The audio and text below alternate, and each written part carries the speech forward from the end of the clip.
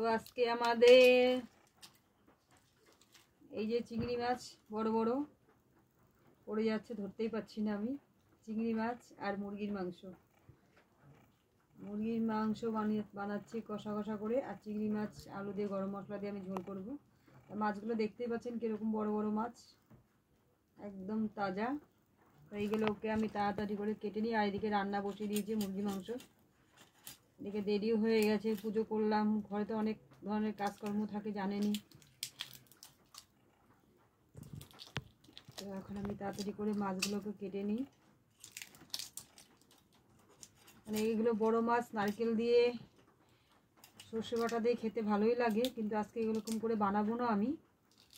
তো আমি আজকে বানাবো হচ্ছে পেঁয়াজ রসুন দিয়ে মাংসের মতো করে বানাবো।